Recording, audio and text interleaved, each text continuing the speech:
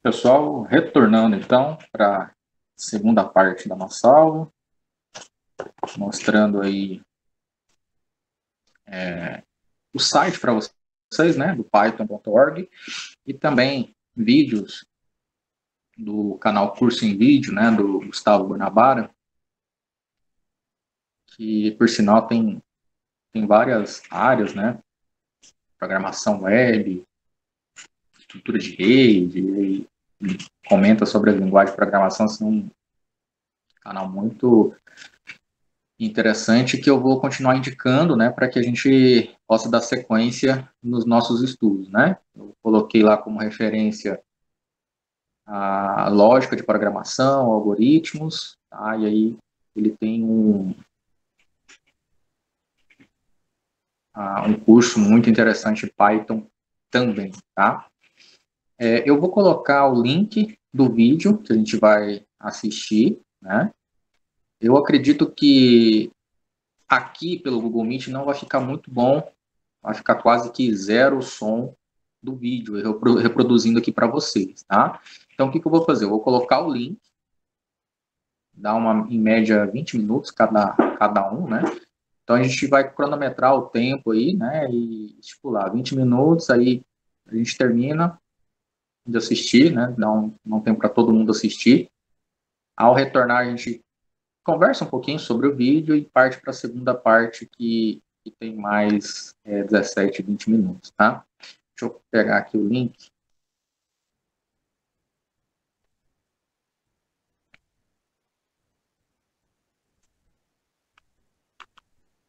Existem dois tipos. Deixa eu reproduzir aqui a tela para vocês.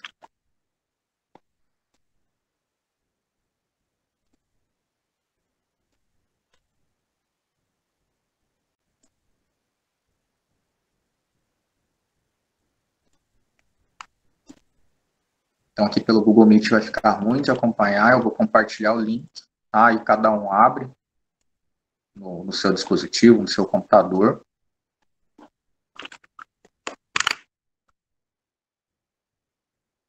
Tipos de profissional de Quantos TI. minutos ele Tem aquele clicador, que é o cara que fica procurando um tutorialzinho. E aí?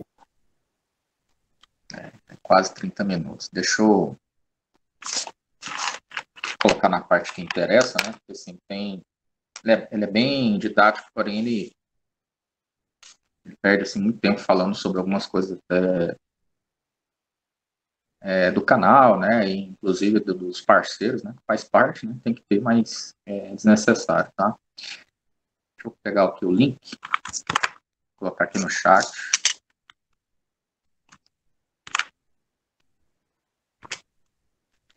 Eu vou ver aqui qual é o ponto que vocês vão assistir, tá?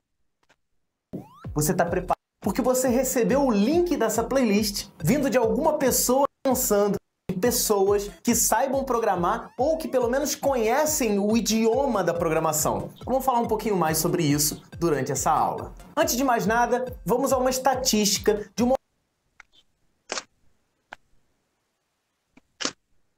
Aqui, ó, o tempo que vocês vão iniciar é aqui, tá? 2 minutos e 13, ok? Aí, a partir desse momento, a gente vai contabilizar aí mais ou menos uns 27 minutos, né? Então, 10 e 20 a gente consegue terminar de ver essa primeira parte, tá? Aí a gente retorna para poder falar um pouco mais sobre o que nós acabamos de ver, tá? Vai falar sobre a história do Python, vai certificar, né? Vai garantir toda aquela nossa fala inicial, ok?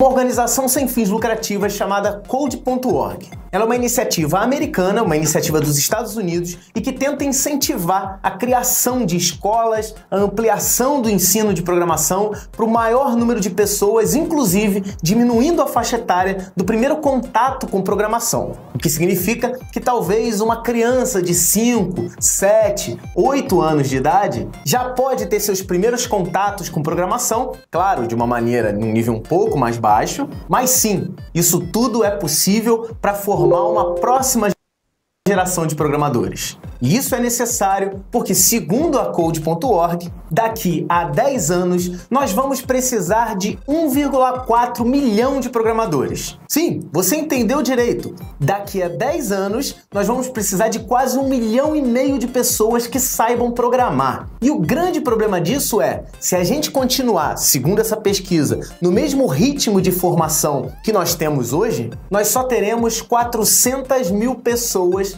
que saibam programar. E não precisa ser nenhum matemático para perceber que daqui a 10 anos a gente vai ter um déficit de 1 milhão de programadores. Isso é, a gente vai ter 1 milhão de programadores a menos do que a gente precisava. E se você está achando que eu estou exagerando ou que esse número está errado, dá uma olhadinha aqui.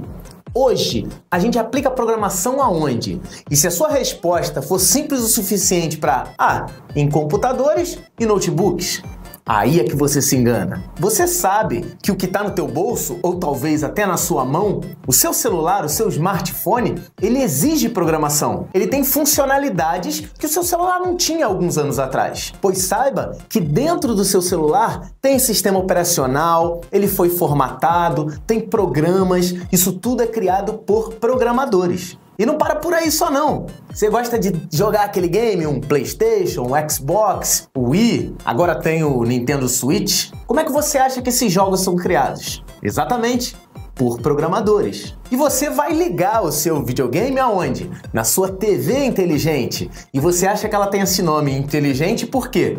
Tem software lá dentro. Tanto que agora você pode acessar YouTube, Netflix, você pode agendar coisas, ela tem acesso à localização, à sua agenda de compromissos e muitas outras coisas. Isso tudo foi bolado e implementado por programadores. E os vestíveis, aqueles wearables, aquela tecnologia que está surgindo agora de relógios inteligentes, né? Os relógios que monitoram o seu dia a dia, que tem notificações do seu celular, ou então wearables mais avançados, como por exemplo, óculos de realidade virtual ou de realidade aumentada. Isso tudo que está aparecendo aqui, sinto lhe informar, nós precisamos de programadores para poder criar isso tudo. E no ritmo que está acontecendo, nesse momento em que eu estou gravando esse vídeo, coisas inteligentes estão aparecendo todos os dias. Onde será que isso vai parar? Então eu tô te mostrando agora um mercado que daqui a 10 anos vai estar, assim, explodindo de necessidades. Que tal agora você utilizar aquele seu tempo ocioso para aprender a programar? Essa é a minha proposta, esse é meu convite.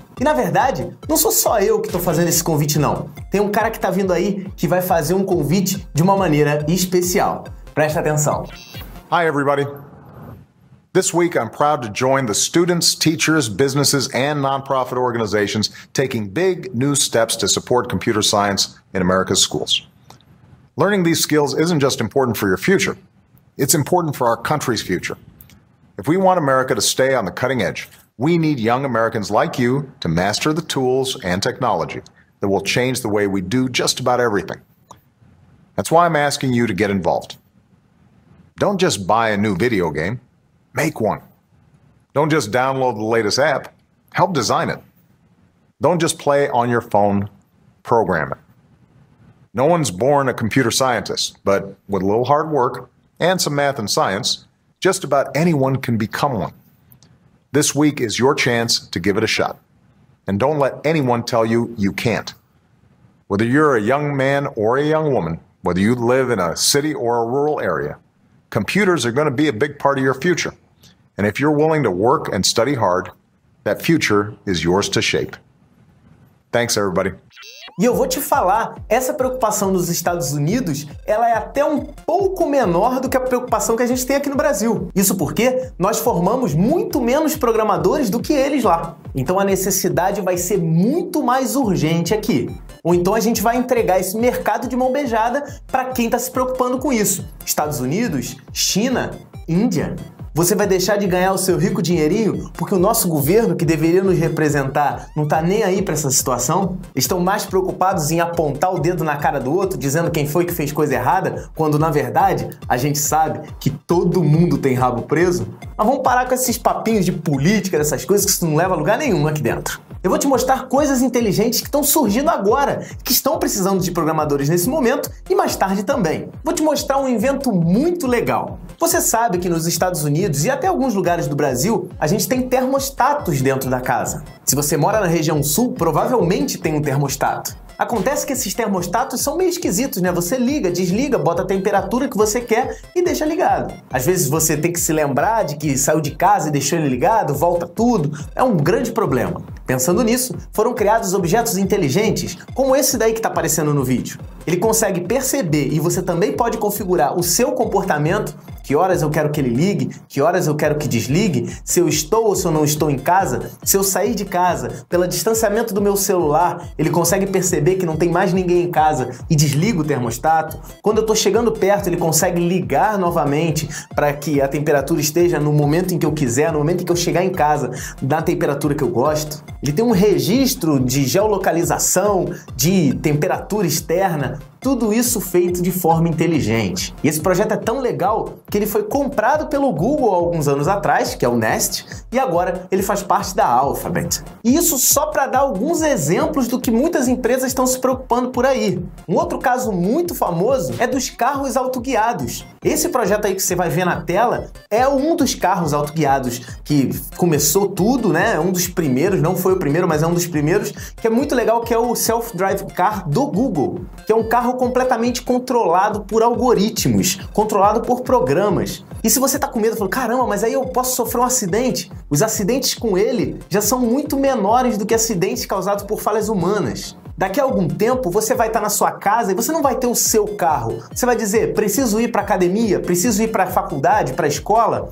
Um carro vai te buscar, vai te deixar na escola e vai partir para buscar outra pessoa. E tudo isso sem motorista nenhum. Você também está vendo aí na tela o algoritmo funcionando para evitar obstáculos, evitar ciclistas na rua. Isso tudo é controlado automaticamente por algoritmos. E quando todos os carros na rua, mas para um futuro muito mais longínquo, todos eles tiverem esse sistema, eles vão começar a perceber um ao outro, começar a trocar informações de, sei lá, daqui a 1 quilômetro tem engarrafamento, o seu carro que acabou de entrar no engarrafamento vai avisar todos os carros que estão atrás. Isso tudo precisa de software, isso tudo precisa de programadores. Tem uma frase que eu gosto pra caramba, eu vou compartilhar ela aqui com você. Olha só, todos nesse país deveriam aprender a programar, pois isso nos ensina a pensar. Mais do que aprender a programar, você tem que aprender a ser criativo, a ter raciocínio, a resolver problemas. Isso tudo a programação vai te trazer. Mesmo que você não queira seguir no ramo, você tem que conhecer hoje em dia programação para você até poder inventar coisas,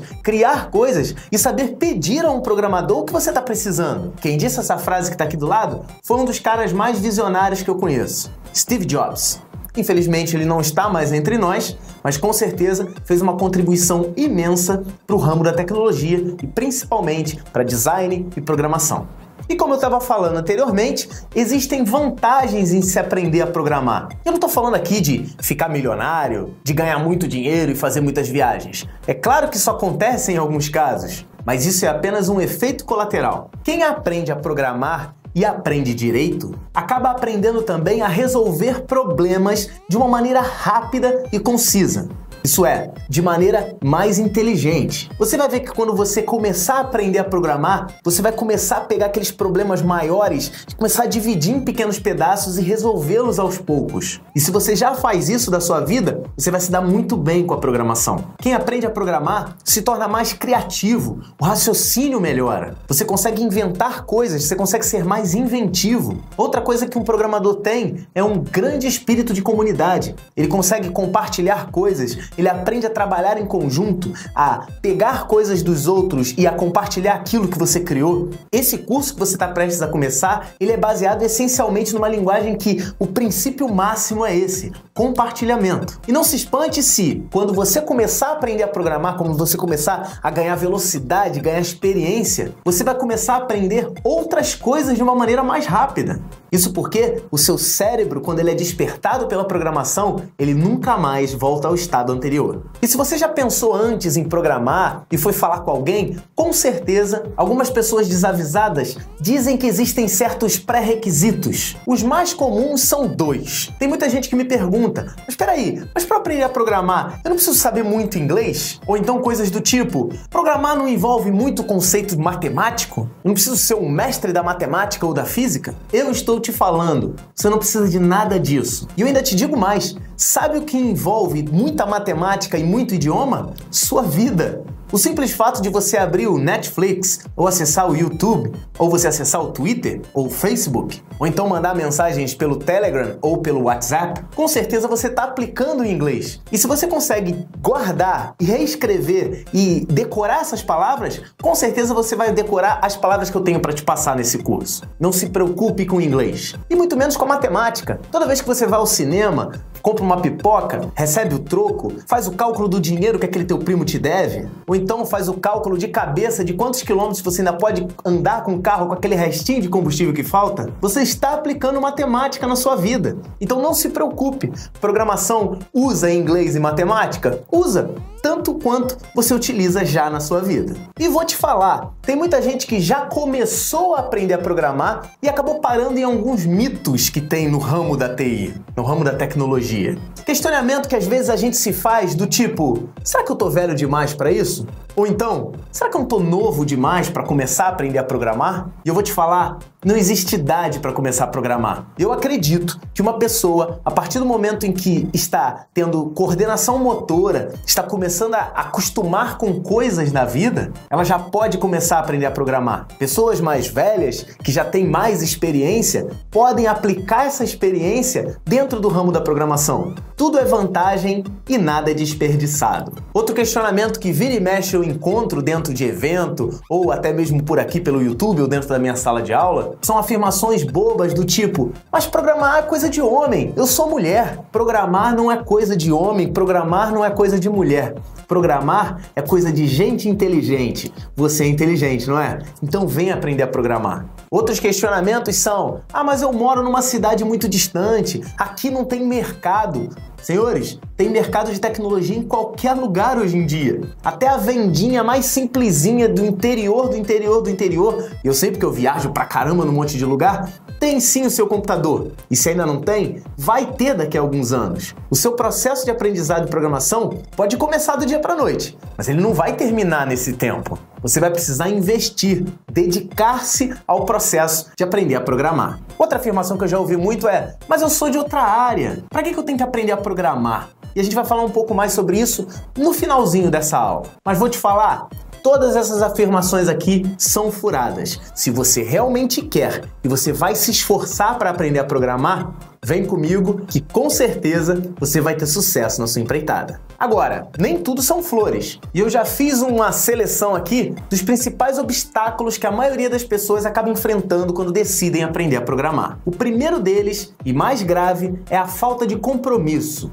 Se você quer aprender a programar, você tem que ter o mesmo compromisso que você teve quando você quis aprender a andar de bicicleta. Lembra? Foi difícil, mas era tão legal que você persistiu. E quando você decidiu tocar violão e viu que os dedos se enchiam de calo, que era difícil colocar o dedo na pestana, não é difícil isso? Mas você persistiu, não persistiu? Tudo que a gente quer mesmo na vida acaba tendo seus momentos de dificuldades. O que você não pode fazer é desistir. Outro grande problema de quem vai aprender a programar é ter pressa.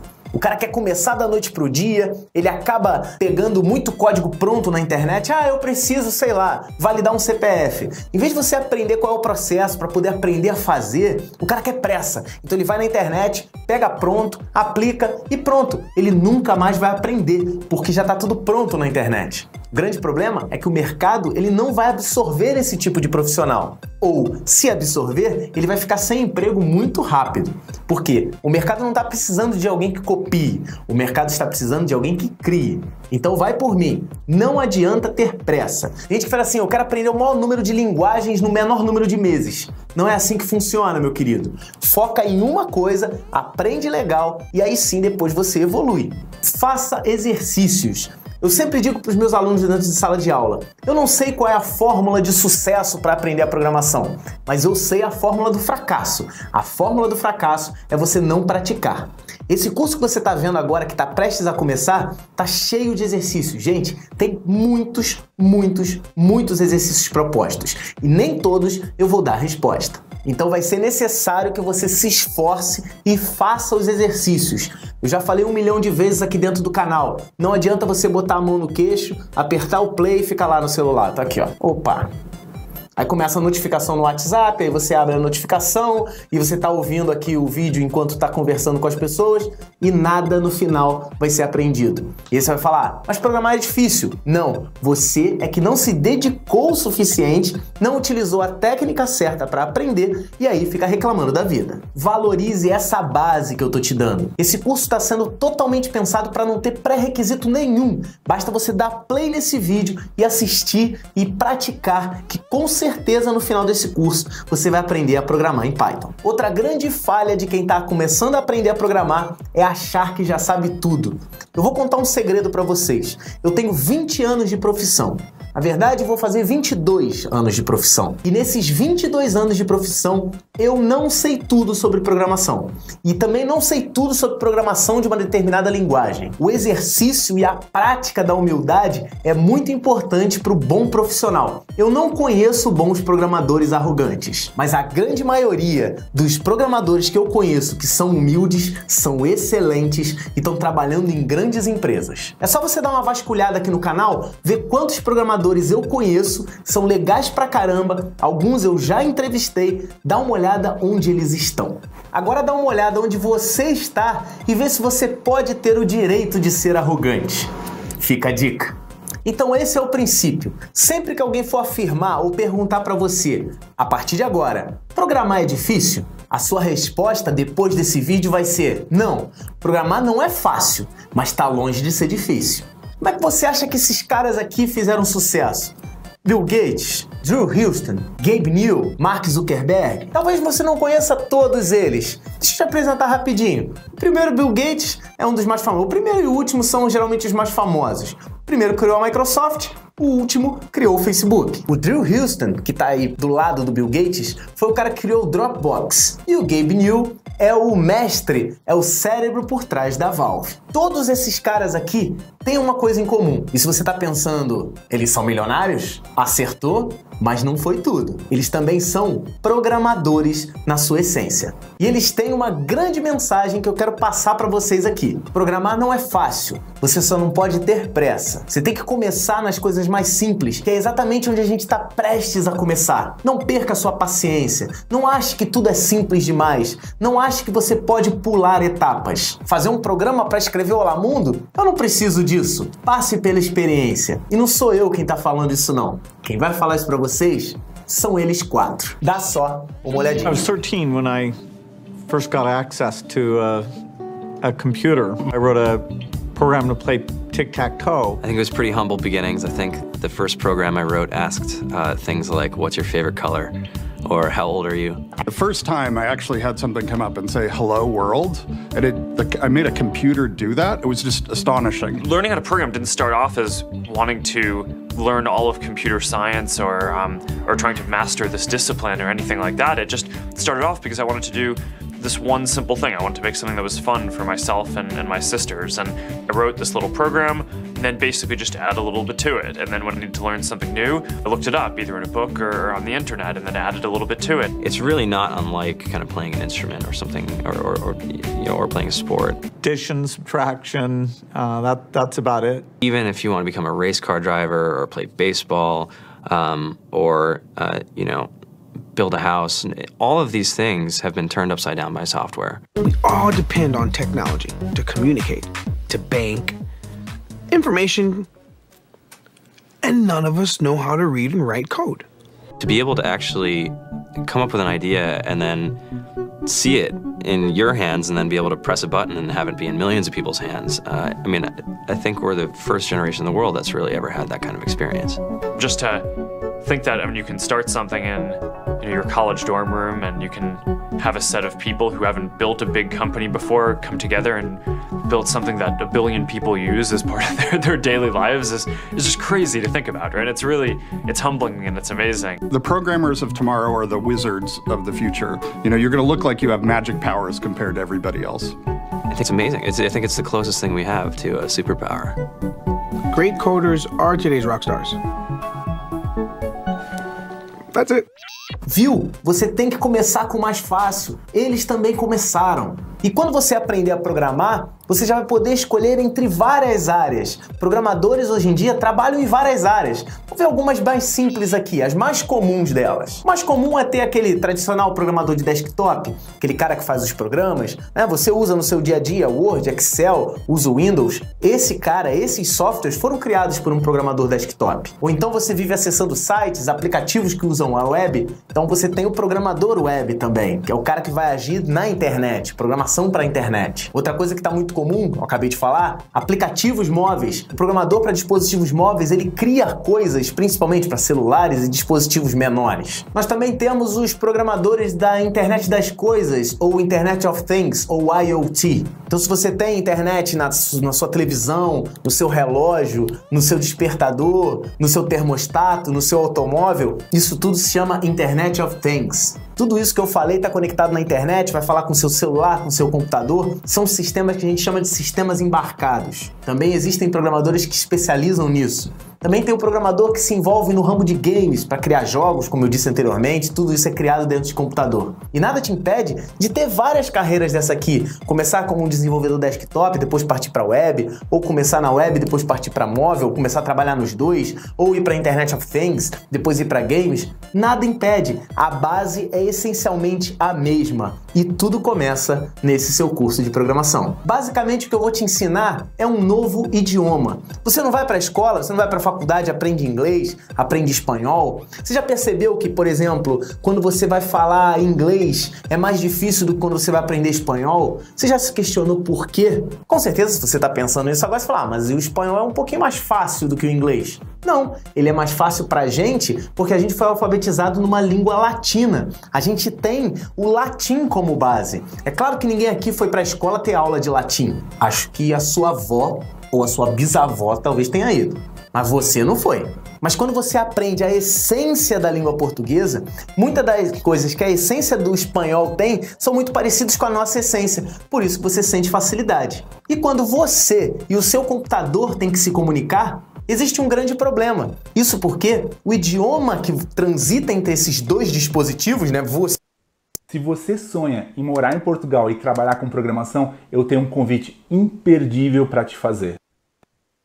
Você e o seu computador são diferentes. Você entende palavras, entende números, combinações disso tudo. O computador só entende zeros e uns. São bits. E aí você vai falar, mas Dona Bara, quem traduz isso tudo?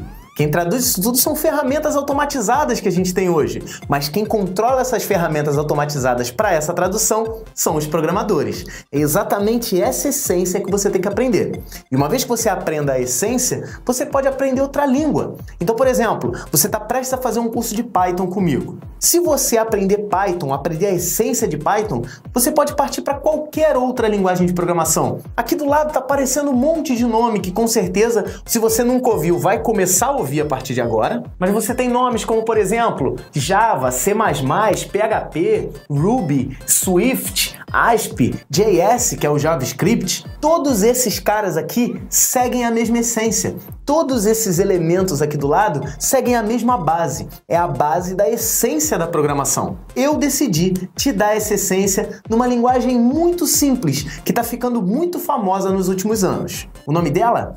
Python. Mas na verdade a gente não vai falar Python, a gente vai falar Python, que é uma palavra em inglês, mas que é totalmente possível de você entender. Na próxima aula eu te conto de onde veio esse nome, por que ela se chama Python, por que ela é diferente de outras linguagens, o que ela tem de melhor que outras, o que ela tem de pior que as outras, o que ela tem de igual a outra. Não existe linguagem melhor do que outras, existem linguagens que te atendem a determinadas necessidades. Mas nesse assunto eu quero entrar só no próximo vídeo, porque esse já tá grande pra caramba. Eu fico muito feliz por você ter chegado aqui ao canal, eu espero que você se inscreva, então é só você clicar em mas eu preciso muito da sua ajuda. Mas essa não é a única.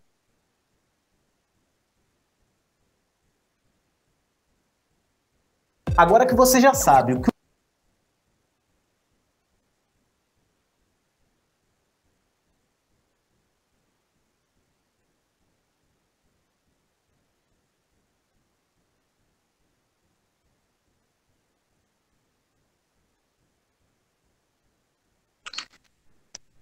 Pessoal, a segunda parte da aula, né, onde ele fala sobre a linguagem Python, as características, tá? Aí, pulando, né, não chegando até o final do primeiro, porque o primeiro ele só finaliza agora com a questão do canal e tudo mais, né? Aí vamos partir para a segunda parte, tá?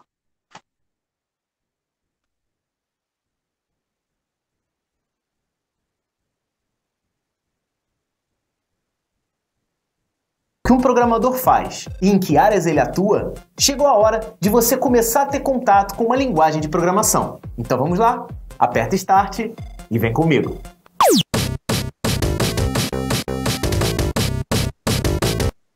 Do seu curso de Python. Na aula passada, você entendeu o que é o ramo da programação, o que um programador faz, eu acabei com alguns mitos e algumas dúvidas que as pessoas têm, e agora chegou o momento de você ter o contato com a primeira linguagem de programação. E antes de mais nada, eu quero deixar claro, se você é um programador já experiente, se você é uma pessoa que já sabe alguma linguagem de programação, esse curso aqui também é para você, mas o foco principal é no gafanhoto iniciante, é naquele cara que está querendo aprender a programar e está precisando aprender uma linguagem simples, eficiente, mas sem deixar o poder das linguagens de programação de lado. E nessa aula, nós vamos responder uma pergunta simples. De onde vem a linguagem Python? Quem foi que criou? Por que criou? Para que ela serve? E o mais importante, que empresas, que software que eu uso no dia a dia é feito em Python? Isso tudo eu vou responder nessa aula de agora. E para quem está chegando agora no curso em vídeo, é o primeiro curso que está assistindo, já vai se acostumando. Sempre que eu começo um curso, eu sempre conto a história daquilo que eu estou ensinando. Eu acredito que quando a gente entende a evolução das coisas, a gente se apega mais com a tecnologia e a gente consegue entender o quanto ela evoluiu desde o momento em que ela surgiu. E a nossa história começa lá em 1982, na capital da Holanda, que é Amsterdã. E é lá onde fica o CWI, que é o Centro de Matemática e Ciência da Computação. Lá nesse centro tecnológico foram criadas várias linguagens, como por exemplo a linguagem ALGOL e a linguagem ABC. Inclusive, é nessa linguagem ABC onde o nosso principal personagem dessa fase começou o seu progresso. O nome dele? Guido van Rossum. Ele é um programador e durante a década de 80, como eu disse anteriormente, ele trabalhava no projeto da linguagem ABC. Na verdade, ele não era o criador da linguagem, ele era um dos programadores. Eles estavam criando essa linguagem ABC e o aprendizado que ele teve foi muito grande. Até que, em 1989, quando ele estava tendo problema para adaptar um programa em linguagem C, ele falou o seguinte: poxa, você está me dando problema com isso. Por que eu não crio uma linguagem para resolver esse meu problema? E daí surgiu a proposta que veio se tornar a linguagem Python. O intuito do Van Rossum era criar uma linguagem de programação que fosse interpretada, mas que tivesse comandos simples, comandos fáceis de entender, porque, segundo ele próprio, programas em C eram extremamente grandes, complicados de entender, apenas programadores experientes eram capazes de compreender certos programas feitos em C. A ideia do Van Rossum era criar comandos de simples compreensão. Criada a linguagem, chegou um desafio, dar um nome a ela. E lá dentro do CWI existia um pequeno padrão para nomeação dos projetos internos. Tudo aquilo que era criado dentro do departamento era nomeado, era batizado com o nome de um programa ou alguma coisa que remetesse à televisão. Van Rossum resolveu batizar o projeto homenageando o seu programa de humor favorito, o Monty Python Flying Circus. Não sei se você conhece, né? Até porque ele não ficou tão famoso aqui no Brasil. Eu particularmente gosto bastante. É meio que um humor nonsense, com umas piadas meio malucas, mas Van Rossum e seus amigos gostavam bastante. Sendo assim, resolveram homenagear o programa de TV, colocando Python como nome da linguagem. E se você já foi a alguma aula de biologia, você sabe que existe uma espécie de cobra ou de serpente chamada Python, que em inglês também é Python. No início, Van Rossum e seus amigos tentaram fugir ao máximo desse nome. Mas aí você fala, poxa, mas hoje a logo da linguagem é essas duas serpentes entrelaçadas.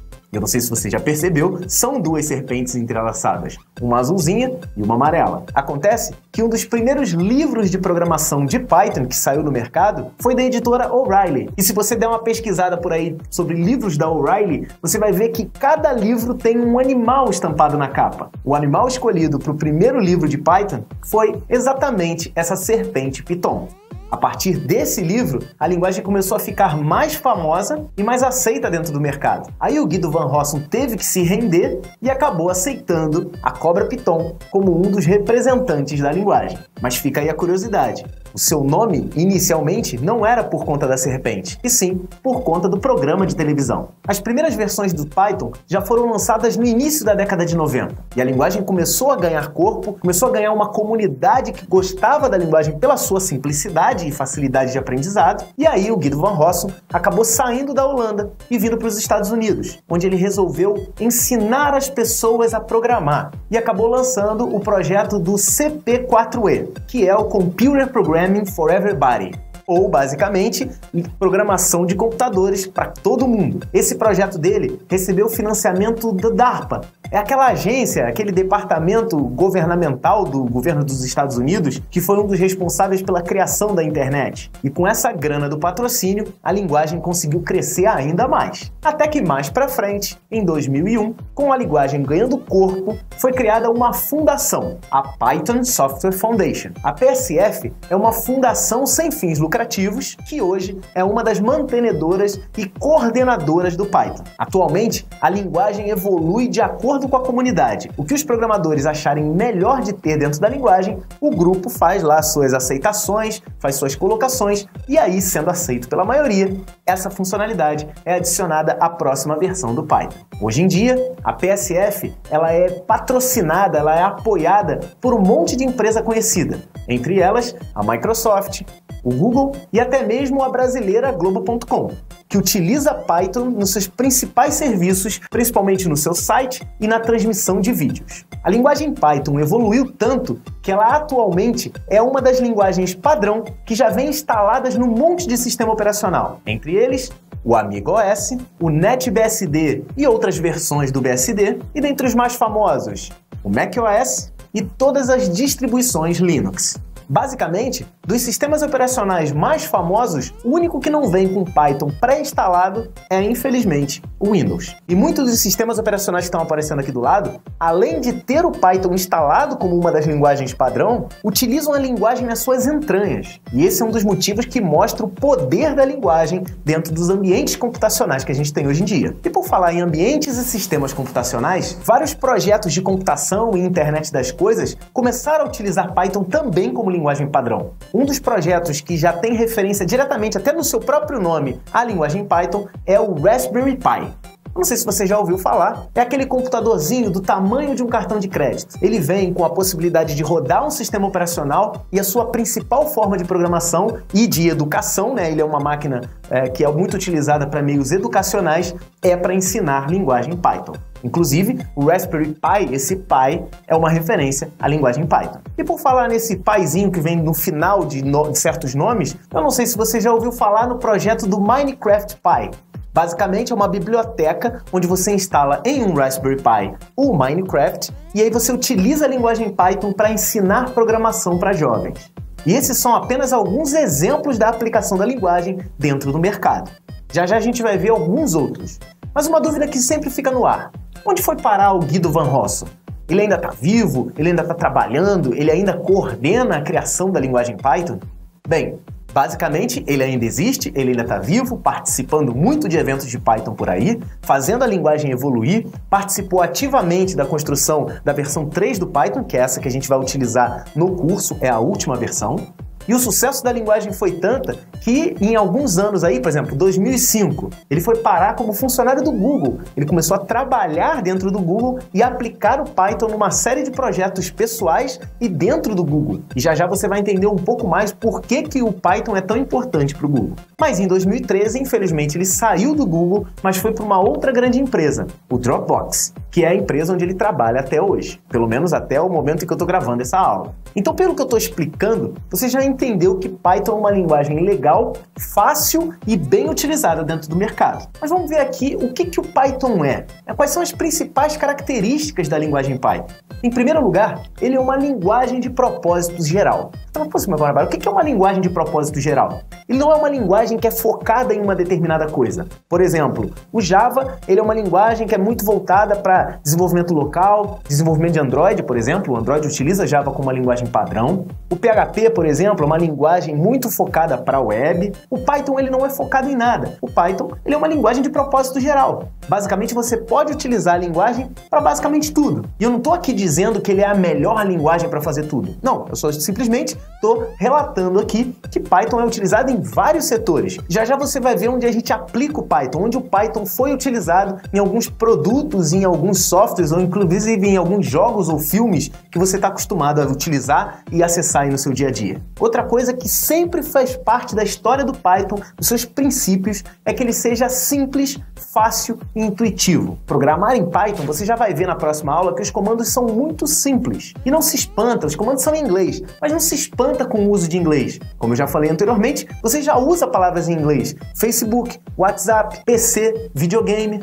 notebook. E nada disso atrapalha o seu dia a dia. Então não se espante com comandos em inglês. Outra coisa que é muito útil da linguagem Python e fez com que ela fosse adotada em muitos lugares é porque ela é multiplataforma.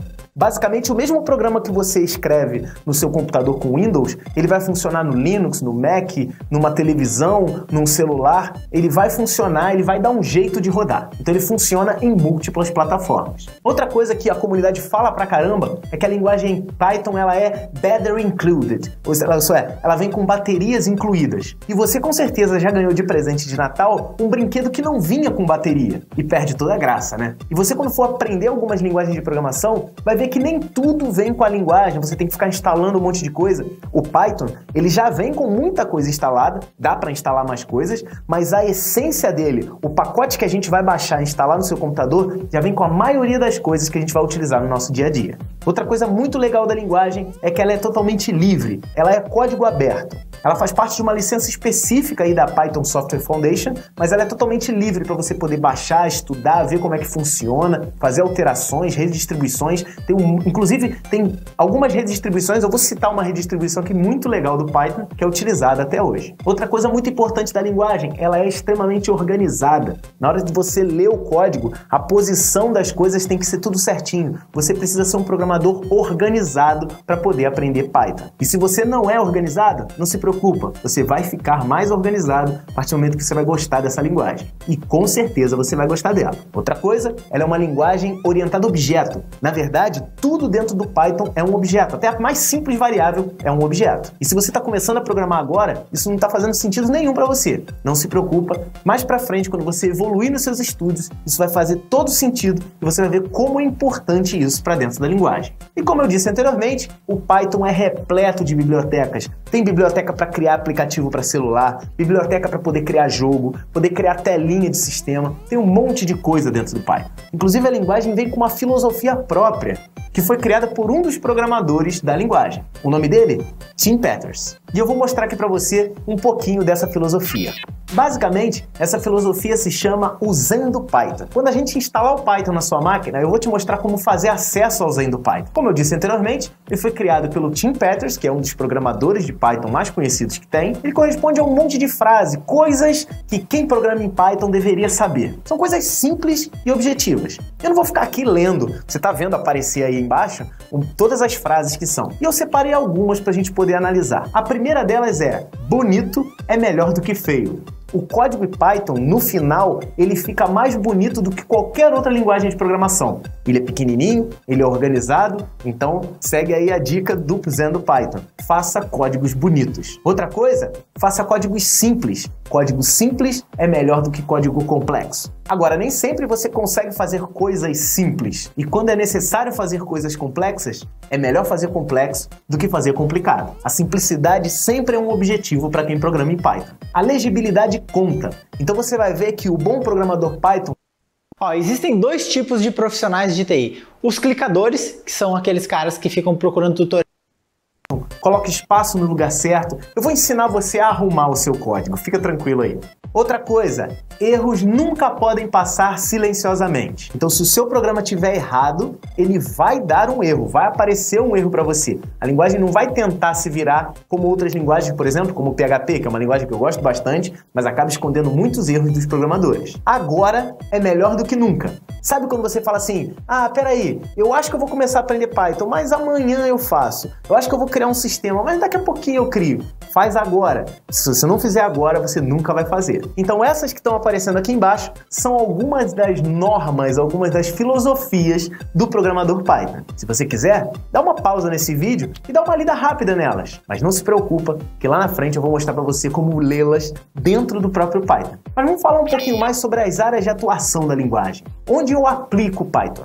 Basicamente, em todos os lugares. Agora, tem algumas especificidades da linguagem que a tornam muito poderosas para um monte de coisa. Por exemplo, os números em Python são muito grandes. O Python suporta números muito grandes, então ele consegue fazer cálculos muito grandes. Isso ajuda muito na evolução de sistemas de inteligência artificial, biotecnologia, que é uma área que precisa muito da força do cálculo, e principalmente computação 3D. Então todas essas áreas são importantes, mas o Python se aplica a todas elas. Tá, Guanabara, você falou um monte de coisa, falou todas as filosofias do Python, mas quem está usando o Python? O que eu uso no dia a dia que foi feito em Python ou utiliza o Python nas suas entranhas, além dos sistemas operacionais que eu já citei? Bem, um dos casos mais famosos é o caso da Zope, que é um gerenciador de conteúdo que é totalmente feito em Python. A gente também tem o Django, que é uma framework de criação de conteúdo também, para organização de sites, inclusive a Globo utiliza ele bastante. Mas aí você pode estar falando, caramba, esse é o melhor caso que você pode chegar? Eu nunca ouvi falar na Zope.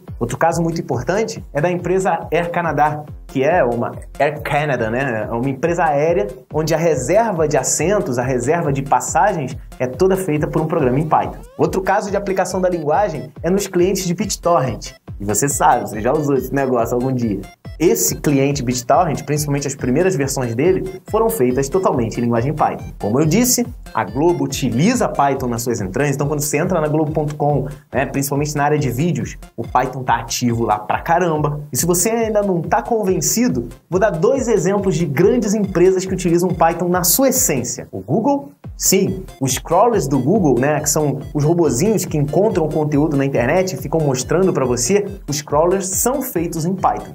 E até mesmo você só está assistindo esse vídeo graças a Python, porque você está vendo ele dentro do YouTube. O YouTube é feito em Python. E não para por aí não, tem empresa grande que usa Python até hoje, como por exemplo a NASA e a Industrial Light and Magic. Se você não está ligando o nome à pessoa, é uma das empresas responsáveis pela criação do Star Wars. A edição e renderização, né? Os renders, que são as máquinas, os programas que renderizam, que fazem a computação gráfica, são todos feitos em Python. E não para por aí não, tem muita empresa que aposta no Python. Por exemplo, a Autodesk implementa rotinas em Python e utiliza o Python como uma das principais linguagens de especificação dentro da própria ferramenta. Eles utilizam o Python nas suas ferramentas Maya e SoftImage. O Python também é a linguagem padrão para a especificação de softwares livres, como por exemplo o Blender, que é para fazer computação gráfica, e o GIMP, que é uma espécie de Photoshop, só que em software livre. Além disso, a gente tem o já citado Raspberry Pi, que utiliza Python nas suas entranhas também, e até mesmo os projetos com Arduino podem integrar junto com o Raspberry Pi. Dentro do Arduino você pode programar também em Python. Apesar de ele não ser a linguagem padrão, ele também é compatível. E para quem estava esperando a parte de jogos, tem muito jogo que foi criado em Python. E eu vou dar aqui alguns exemplos de games que foram criados diretamente na linguagem. Um dos que eu gosto mais, que eu joguei pra caramba, não sei se vocês são velhos o suficiente para isso. Existe um jogo chamado Frets on Fire, é onde você toca uma guitarra utilizando seu teclado, muito legal, totalmente desenvolvido em Python. Tem um jogo que eu gosto pra caramba, que eu tenho no meu celular até hoje, que é o Dual Quest. As últimas versões, as versões mais recentes do Dual Quest, são todas criadas em Python também. Além disso, tem a EVE Online, que é um jogo de nave e combate, é um MMO, que além de utilizar Python na sua essência, ainda utiliza ele como linguagem de script dentro do jogo. Existe uma versão específica do Python que foi modificada justamente para funcionar no jogo, que é o Stateless Python. Só você fazer uma pesquisa aí, e se você joga EVE Online, com certeza agora você vai gostar mais ainda da linguagem. E os 2 grandes sucessos de bilheteria e de vendas de games que são feitos em Python é o Civilization 4, que é um jogo lá onde você monta uma civilização e organiza recursos e tudo mais, e vai, né, ganhando outras civilizações, conquistando as civilizações. E um jogo que eu não preciso nem dizer o que ele faz, o Battlefield 2. Sim, o Battlefield 2 tem a sua principal essência, né, inclusive os scripts internos e configurações também, os mods feitos em Battlefield, também são criados em Python. E com certeza, depois de ver isso tudo aqui, você está pensando numa coisa. Caramba, Guanabara, eu quero aprender Python. Agora sim eu quero aprender Python. E exatamente esse é o objetivo desse curso, meu pequeno gafanhoto. Agora, eu já vou deixando claro, não tente pular etapas. Não é porque eu disse que tem vários jogos criados em Python que você na semana que vem quer ter um jogo pronto e se você não conseguir isso, você vai se frustrar. Senhores, o processo de aprendizado, ele é um pouco demorado. A gente precisa primeiro ver a base para a gente poder ver a coisa mais evoluída. Então a sua base começa na próxima aula, porque essa aqui já chegou ao fim. E não se esquece que esse curso, ele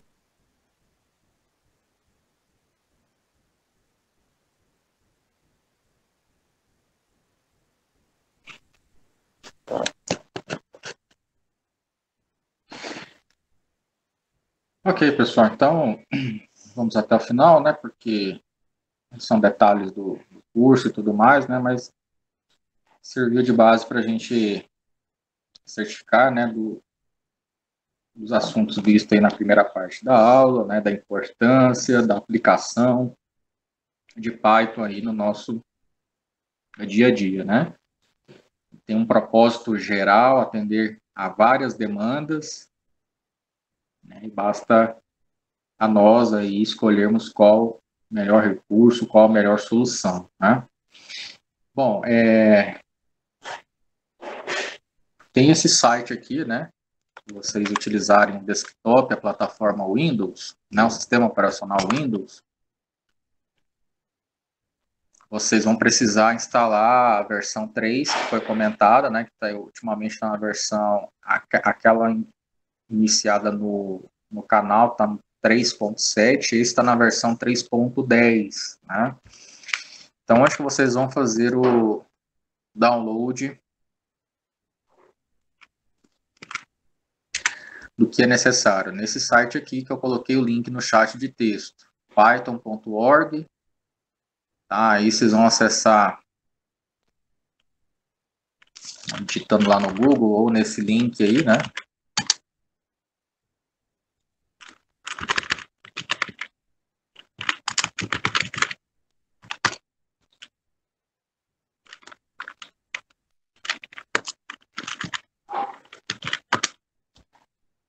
Tem a versão dele online também, tá? Na hora que você digita Python lá na barra de pesquisa, você já cai para o site principal, que é o python.org. Aí, clicando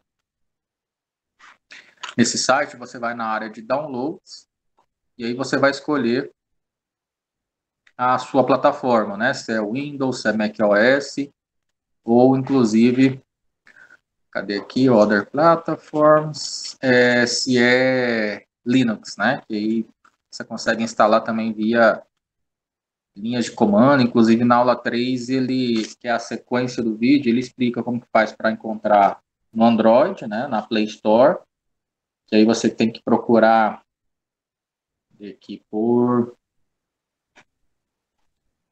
aqui na pasta Downloads,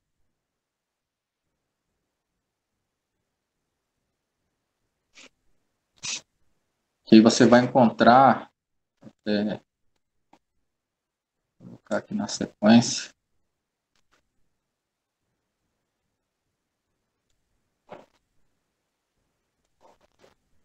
legal.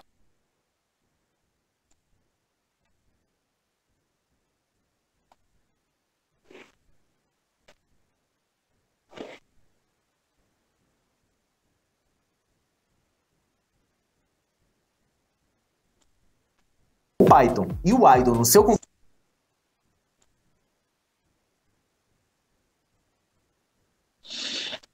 na Play Store no seu celular Android, né? Você vai procurar por que Python, tá? Deixa eu até colocar. Vamos ver se dá para achar aqui. Play Store.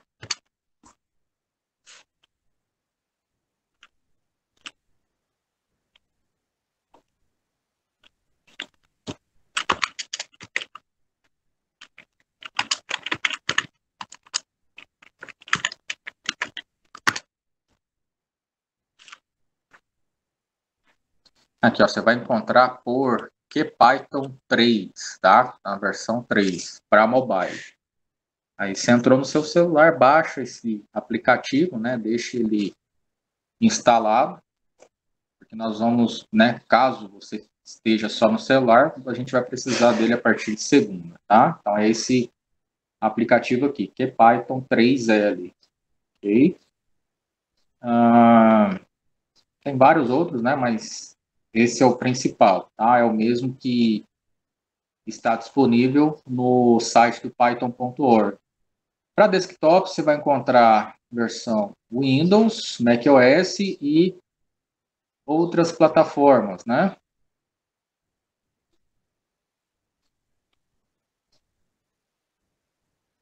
Outras versões aí. Por exemplo, esse aqui, né? Versão alternativa para Linux.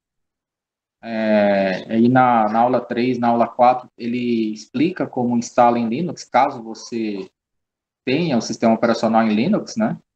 E também, se você encontrar alguma dificuldade, eu posso estar orientando também como faz a instalação, tá? Mas para outras plataformas é mais simples, né? Tem um instalador. Tem instalador, ele já faz instalação no Linux, já é um pouquinho mais... Não é que seja complicado, mas precisa ter mais linhas de comandos, precisa digitar alguns comandos lá para fazer a instalação dos pacotes, né? Então, aqui a gente tem a versão atual, que é a versão 3.10, tá? E tem as versões anteriores. Por que das versões anteriores? Caso você tenha feito alguma aplicação na versão anterior, que funcione só nas versões anteriores, você consegue fazer o download, né? Ou, de repente, você faz o download de alguma aplicação que seja um pouquinho antiga, né? Inclusive, aqui ele coloca por data de atualização, né? Então, outubro, dia 4, aí teve a versão mais recente, inclusive por plataforma, né? Por arquitetura 32 e arquitetura 64. Como que eu sei se o meu Windows é 32, 64? As versões mais recentes, né, com hardware mais recente, é 64, né? E se você tem um hardware mais antigo aí, né, uns 10 anos atrás, mais ou menos, aí pacote de instalação é 32, né? A não ser que você já tenha atualizado o seu sistema operacional, tá? Mas a maioria é 64. Então, você vai fazer aqui, né, se você cai para Windows, a instalação desse aqui, ó, Download Installer 64 bits. Vai fazer o download, é bem tranquilo, bem rápido. Tá? E fez o download aqui embaixo, né, do lado esquerdo do seu navegador. Vai pedir para executar. Eu vou clicar em reparar, eu já tenho instalado, mas eu vou instalar novamente. Ele vai fazer a instalação da tela do idle, né, que é onde você vai ter toda a interface de comunicação, onde você vai inserir os códigos, vai instalar os interpretadores, os compiladores, as bibliotecas, né? Depende da aplicação que você for realizar, ele precisa de algumas bibliotecas, né, que vocês vão conhecendo ao longo das aulas o que são. Acho que ele não vai deixar fazer a verificação, a reparação, né? Eu já tenho ele instalado aqui. Vou deixar ele concluir. A instalação é simples, tá?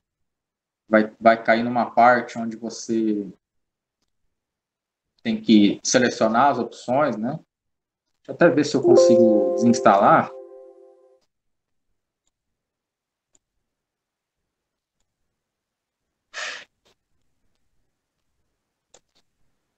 E aí a gente faz o processo todo. Vou desinstalar.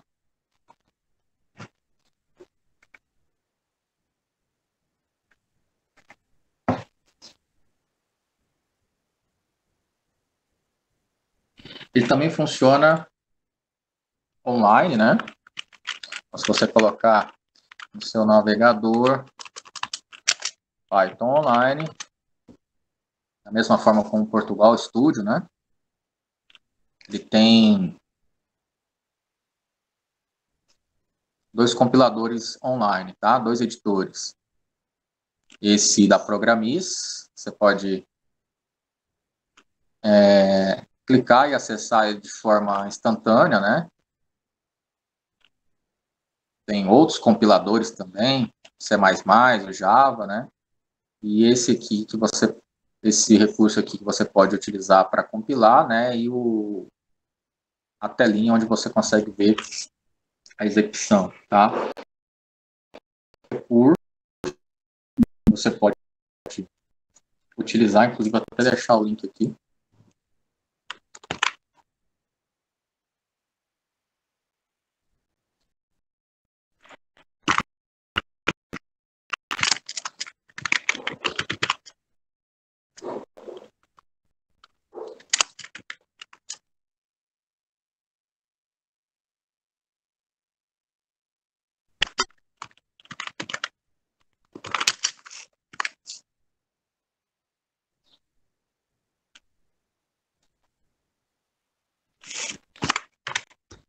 Aqui o link online, deixa eu até colocar aqui no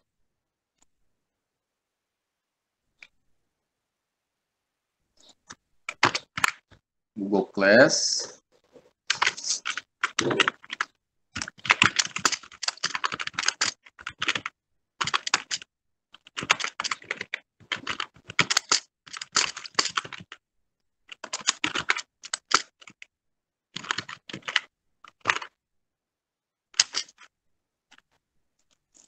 Se for o Windows, né, selecione o Windows. Se for algum outro sistema operacional, você tem que ir de acordo com a versão do sistema operacional, tá? Lembrando que, se for o Windows, você tem que verificar se o seu sistema é 3264, né? Sistemas atuais, hardwares atuais, né, é 64.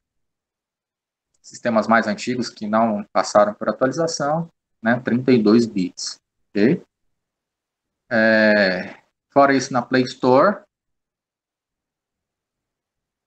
do seu celular, você vai digitar QPython, né? E aí você consegue ter o acesso à versão para mobile.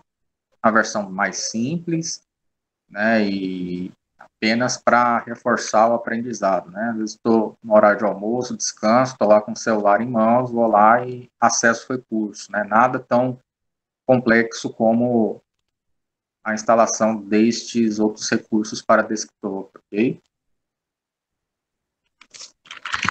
Para o Android,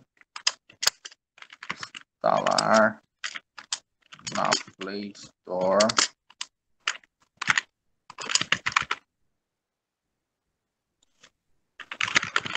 Procurar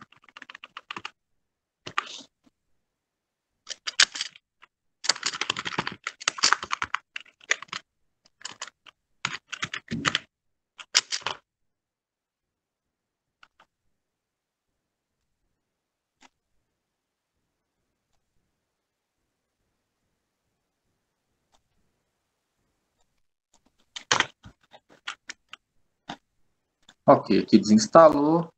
Aí eu vou instalar de novo.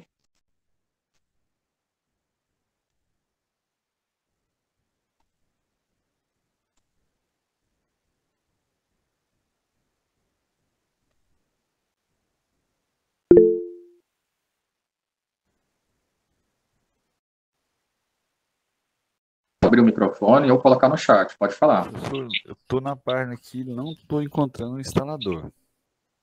Você está no site do Python.org? Tô. Ok, aqui, ó.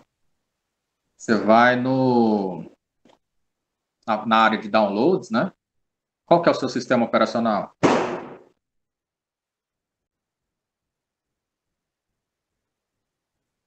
É o 10.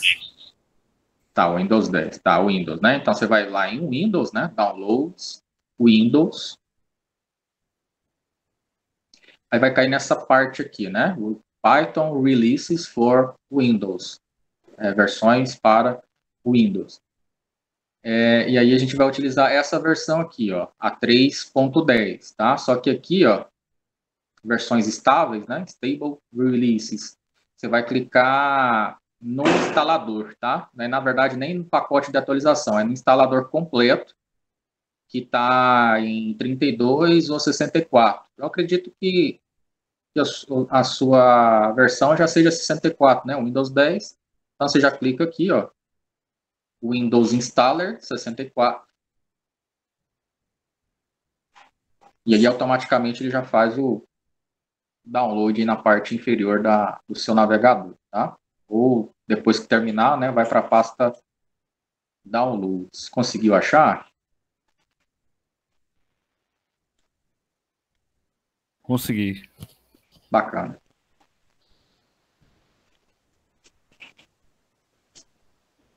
Ok, pessoal? Então, essa é a versão clássica, tá? De instalação do Python. Existe um compilador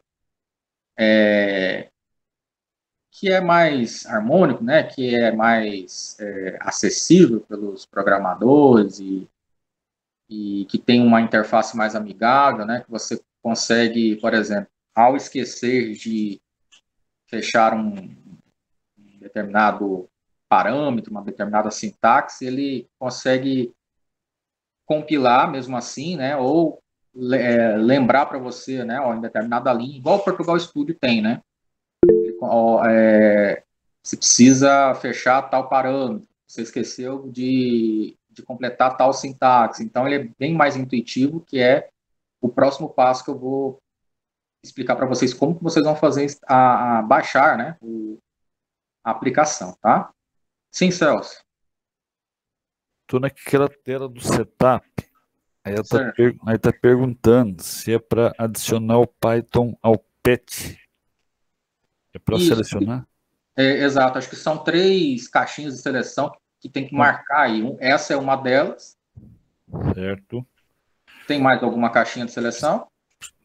Precisa entrar no Customize ou já vai do instalar agora? Instalar agora. Certo. Tá bom. O meu aqui, como eu já instalei uma vez, né, ele não mostra o processo completo, né? Ele já memoriza os parâmetros que eu já configurei, né? Mas um desses parâmetros é igual o Celso comentou, né? Que você tem que clicar para ele instalar os pacotes, né? Que já vem com a própria linguagem, né? Com o próprio Python. E aí nesse compilador. Vamos fechar aqui, vamos ver se vai aparecer alguma mensagem. Não apareceu, ele já instalou mesmo. Tá, mas é só lembrar desse detalhe. Tá, aí no momento que vocês estiverem instalando depois, se vocês tiverem alguma dificuldade, é só printar a tela e mandar para mim, que eu oriento, tá? Não tem muito segredo, não. É só praticamente dar seguinte ou next, né? E ele conclui a instalação automaticamente. É só no Linux que tem uns detalhezinhos aí. E para quem tiver, só me chamar na sequência da aula, tá? Bom, conforme comentei, tem as interfaces que são mais amigáveis para quem é programador, né? A questão do sensitive case, que se você esquecer de alguns detalhes, ele não compila, gera o erro, e você não sabe onde está esse erro. E aí esse software que faz a intermediação desse terminal de compilação com os códigos, né, que você insere na tela, ele já mostra para você, igual o Portugal Studio, onde que está esse erro, se é erro de sintática do próprio código, se é erro de esquecer algum sinal, né, um detalhezinho aí. E aí ele te informa, né, como você deve proceder para averiguar esse erro. Bom, onde que você vai baixar na verdade, essa aplicação, né? Faz essa comunicação com o compilador do Python. Deixa eu ver aqui se eu tenho ele. É da JetBrains, tá? Essa empresa, ela possui, inclusive, até um Notepad para quem programa em HTML. Ele tem um compilador, um bloco de notas personalizado para programação web, né, para HTML, que inclusive informa os erros de sintaxe, os erros que são encontrados no código quando você pede para executar, né, pede para compilar. O site é esse aqui, ó. Vou voltar aqui. Plataforma Windows também, né?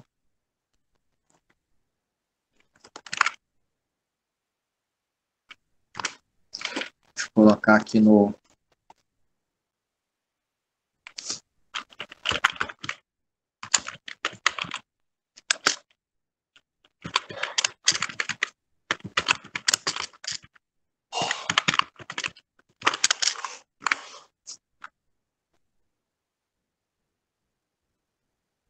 Ele tem a versão paga e a versão gratuita, tá? Vocês vão a versão gratuita, que é a versão de estudante, tá? Deixa eu ver até se tem uma tela anterior aqui para mostrar. Aqui, ó. É o PyCharm, né? Porque Py é a extensão do Python, né? Como vocês já viram aí nos vídeos. Tem a versão profissional, que engloba todo esse suporte aqui, né? Inclusive proporciona a você uma avaliação gratuita em qualquer uma dessas 3 plataformas.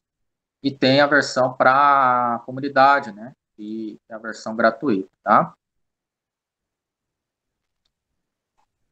Clicando aqui na versão gratuita, você vai automaticamente já aparece o executável aqui para download, né?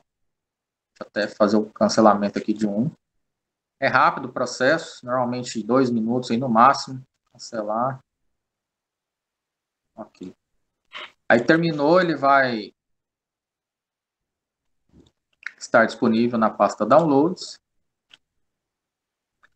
Nesse executável aqui, ó, PyCharm, tracinho Community, né, 2021. Está na versão 2.2, tá? Você vai clicar para executar.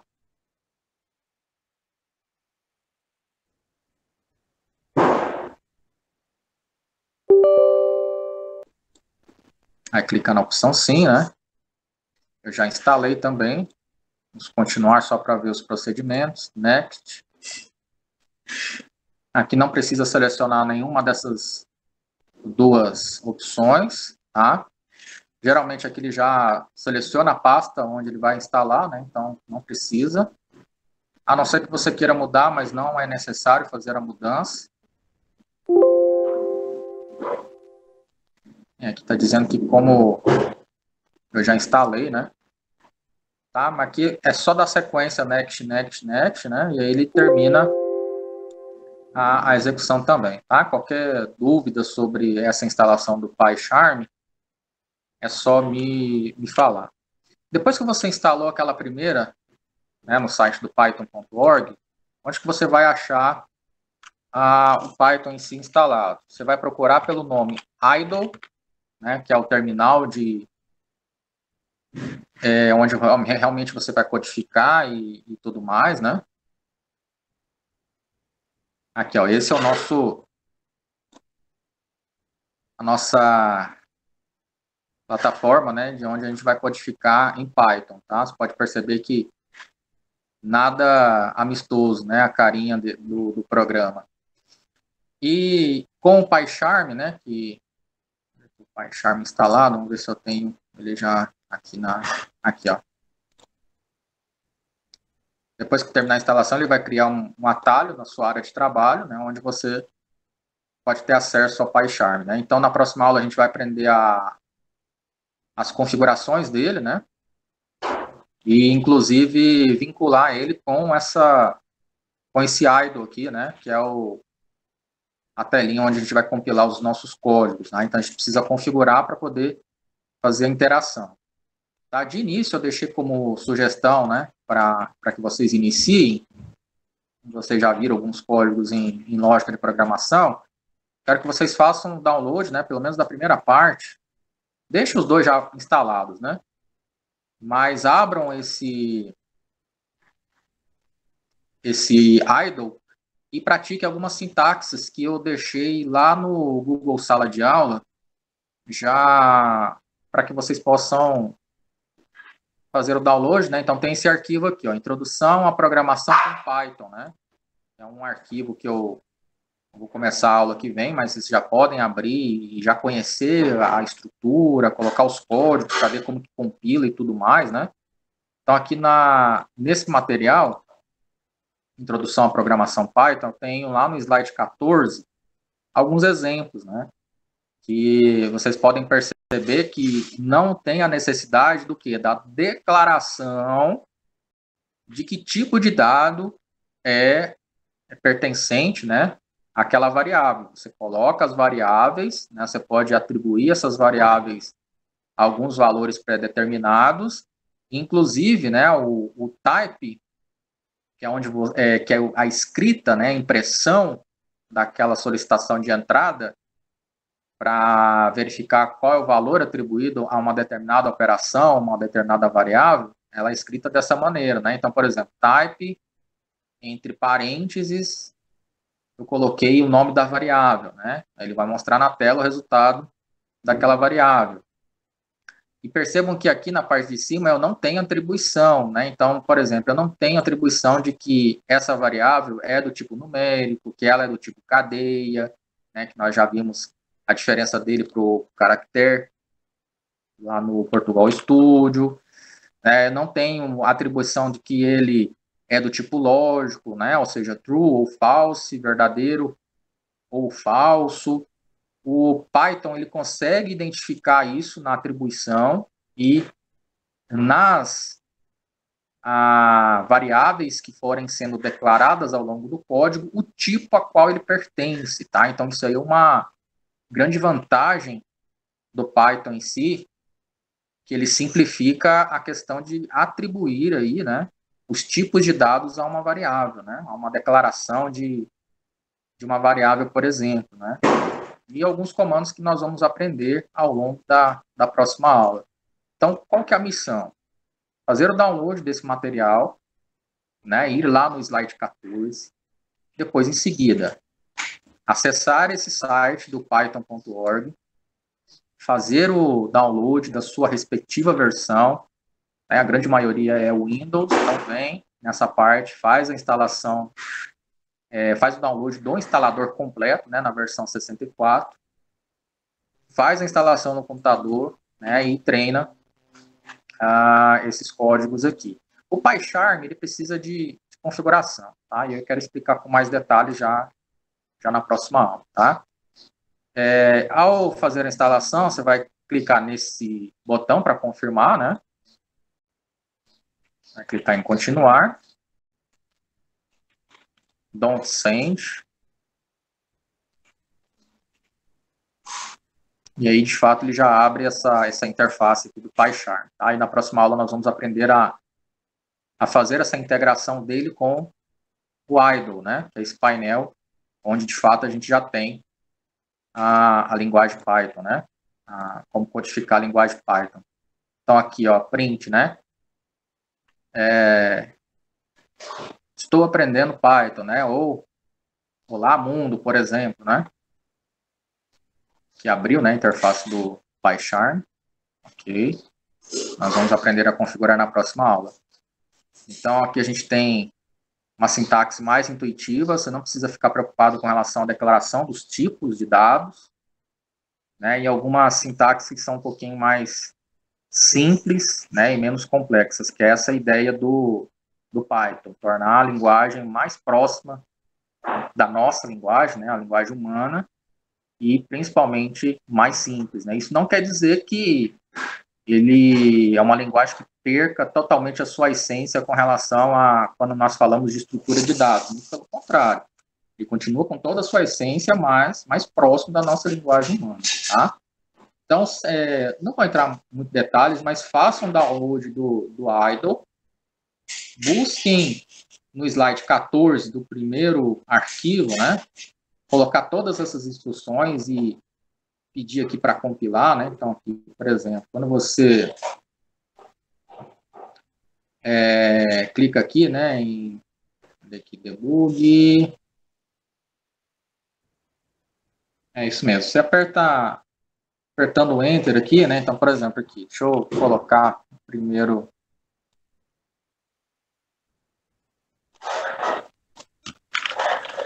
Você coloca aqui, né? A igual a 1000.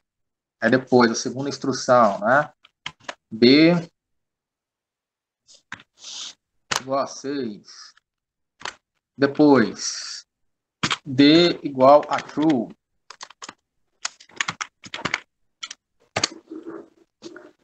Aqui, vamos lá, file.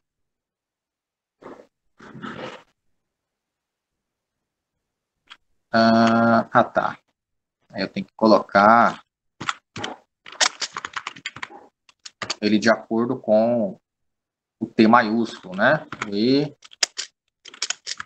e o F maiúsculo também. F, aí aspas simples, né? Atribuir um valor de texto para ele. Abre e fecha no final.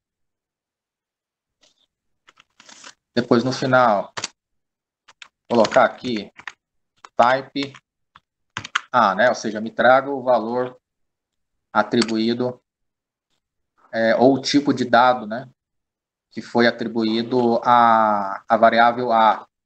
Ele está mostrando que faz parte de uma classe, né, dos números inteiros, né, do tipo inteiro. Então, quando você quer saber o tipo de dado que aquela variável trabalha, né?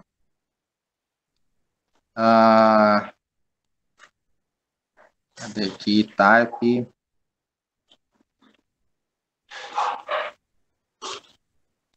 Aqui, né? Print. Print. Vou mostrar o resultado daquela execução, né? Você coloca lá, entre parênteses. Aqui.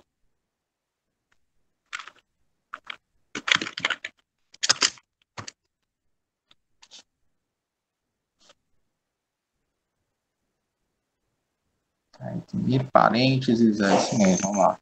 Print.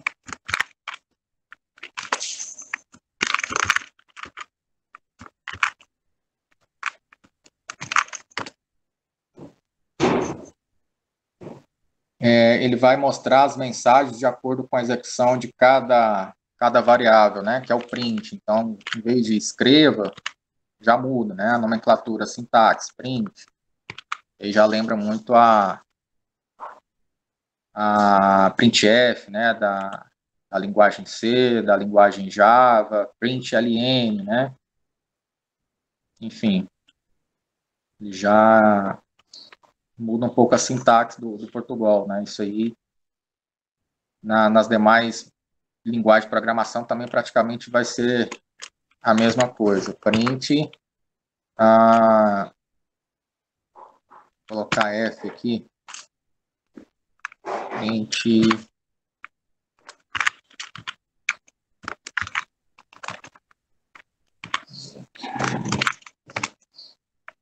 isso aqui, ó, print a variável f, né? Aí ele traz exatamente o valor que eu coloquei naquela variável, né? Que, ou seja, entre aspas simples, eu coloquei a palavra texto, tá? Então, assim, o objetivo é mais que vocês tenham todos esses recursos aí, né, disponíveis, seja no celular ou seja no computador, já instalados, né? E fazer o teste para verificar se a sintaxe aqui que você digita tá saindo de acordo com o que você compilou no final, tá? Bem simples, como vocês viram, e aí a gente, na aula que vem, vai fazer a configuração desse idle com o PyCharm. E aí vai possibilitar mais recursos, visualmente vai ficar mais bonito, né? Para que vocês possam ter uma interface mais amigável, conseguir ver, por exemplo, biblioteca de ajuda, tem a biblioteca de sintaxe da própria linguagem de programação, né? E a gente vai ver com mais detalhes na próxima aula, tá? Então, inicialmente é pegar esse material no slide 14, instalar o idle, né, o instalador do Python. Lá no Google Sala de Aula, conforme o código, e depois vou até repassar lá no nosso grupo, já tem a atividade, tá? Eu deixei essa que eu acabei de passar para vocês praticarem, e tem uma instrução, né, uma pergunta, né? Então, por exemplo, como o desenvolvimento de software pode ajudar nas diferentes áreas? Aí eu coloquei lá 5 áreas diferentes, tá? Você pode escolher qualquer uma dessas áreas ou qualquer outra área que você julgue importante, tá? E identificar pelo menos 3 aplicações que você julga ser importante, ou que você já conhece, ou que de repente você pesquisou, né? Que utiliza aí Python, né? Como linguagem padrão para desenvolvimento dessas soluções, né? Desse software aí, ok? Então, como o desenvolvimento de software pode ajudar nas diferentes áreas, tá? E levantar aí 3 aplicações aí, no mínimo, né? Que abordem sobre a linguagem Python ou abordem sobre soluções que já existem no mercado, tá? Então, primeira é uma pergunta, tá? E a segunda é o próprio arquivo, material, né? No slide 14. Tem aqui os links para fazer o download do compilador e tudo mais, né? Conforme já foi orientado em aula. Tá? Só mais para vocês terem no computador de vocês, ok? Pessoal, dúvidas sobre essa primeira atividade ou sobre alguma coisa que foi abordado na aula de hoje? Vou criar aqui a atividade. Essa atividade vocês podem fazer em qualquer editor de texto, tá? Quando você estiver compilando lá os códigos, pode tirar foto, print e colocar, não tem problema, tá? Os materiais estão aqui, daqui a pouco eu vou colocar a parte 2 da aula gravada, para que vocês possam acompanhar novamente, ou o pessoal acompanhar do grupo lá também, né? Tem todos os materiais que eu vou continuar falando na próxima aula e que foi comentado na aula de hoje também. Inclusive, vou deixar o link para o canal do curso em vídeo, né? Que fala sobre Python, tá? Foi utilizado também na aula de hoje.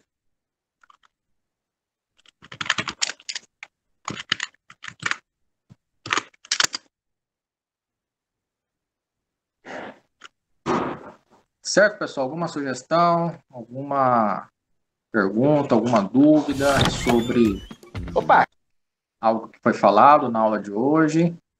A aula de hoje mais tranquila, né? Mais para que vocês conheçam a linguagem, né? O que a gente vai produzir. E aí, você está preparado para começar a sua viagem de pelo mundo da programação de né? Eu computador? quero que a cada aula a gente pratique alguma aplicação, algum conhecimento dentro de algum jogo, né? Por mais simples que ele seja, que a gente já procure vincular, né, essas áreas também, que é importante. Ok? Muito mais, pessoal, é isso que eu tenho para falar na aula de hoje, tá? Terminar aqui. É assim que eu subir a aula, parte 2, eu coloco lá no grupo e coloco o código da sala para quem ainda não tenha entrado também, tá? Então, entrem, que vai ser a maneira como vocês vão ter acesso aos conteúdos, tá? Do mais, eu agradeço a participação de todos vocês. Amanhã vocês vão ter aula com o professor Fábio, né? Já trabalhando a matemática discreta. Participem da aula dele também, como vocês participaram, estão participando aí, né? Tanto de lógica como agora desenvolvedor Python. E procurem assimilar o máximo de conteúdo. Eu tenho certeza vai agregar, né? E conforme requisito aí vai somar muito no curso de programação de computadores, ok? Então, até segunda-feira na nossa aula, né? Mas amanhã, fiquem atentos ao comunicado do professor, o link para que vocês possam assistir a aula do Google Meet, né? E qualquer outra dúvida com relação à instalação desses softwares que foram recomendados na aula de hoje, podem procurar no privado. Ok? Do mais, aproveitem o feriado, né? Sexta-feira, um excelente final de semana a vocês, fiquem com Deus. Até mais.